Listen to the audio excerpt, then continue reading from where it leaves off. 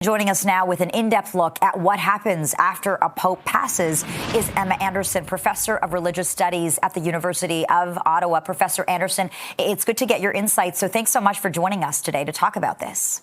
It's my pleasure. Let me begin with what we know is happening this weekend, the Pope's funeral. All eyes will be on this. A number of dignitaries will be attending as the entire Catholic world continues to mourn the Pope's loss. What are you watching for?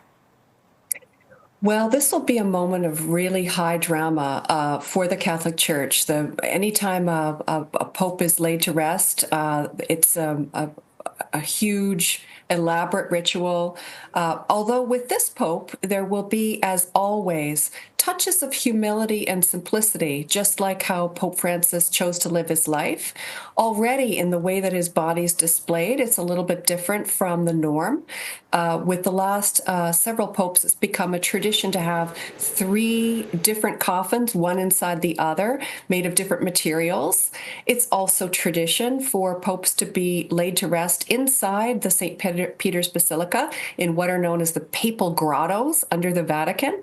But Pope Francis doesn't want that. He has a special place in his heart for Maria Maggiore, which is a different cathedral in Rome. There's a special icon of the Virgin Mary to which Pope Francis has a special devotion, and he wants to be buried there. And so he'll be the first pope not buried at the Vatican for over a century. Wow, fascinating.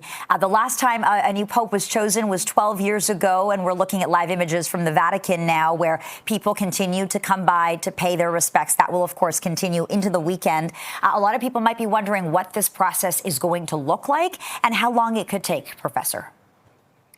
Well, it's impossible to say. What we do know is that the conclave itself is very archaic, very secretive, and very fascinating.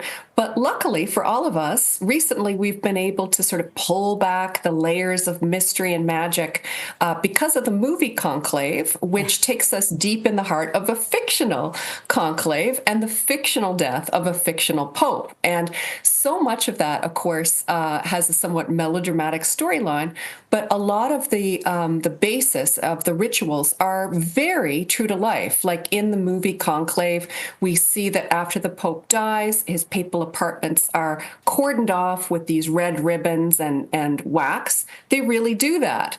We see that his signet ring is destroyed so that it can't be used to mark any other documents, and it signals the end of his papacy. They really do that. And so on with the decision-making in the Sistine Chapel and the voting. All of that in the movie is very true to what will actually be taking place in Rome very, very soon. Okay, and already there's talk of potential candidates. Who could the next pope be? And there's a couple of Canadian names being floated as well. What are you hearing? Well, I think the chance of having an actual Canadian pope is very, very tiny, but you never know. Stranger things have happened. We do have 5 cardinals leaving from Canada. And for one in particular, it'll be very exciting because it will be his very first conclave. One of our cardinals is only 53, 53 years of age and has never participated in a conclave. Then at the other end, we have Marc Ouellet, who is no longer able to participate because he's over the age of 80. Marc Ouellet has been known as a papabile, or potential pope, during the last 2 conclaves and garnered his fair share of votes. This time, however, he'll be an onlooker in the process, unable to participate and sitting on the sidelines. Okay, it's going to be a fascinating process, one we know you'll be watching very closely. Emma Anderson, professor of religious studies at the University of Ottawa. So good to get your thoughts on this. Thank you for joining us.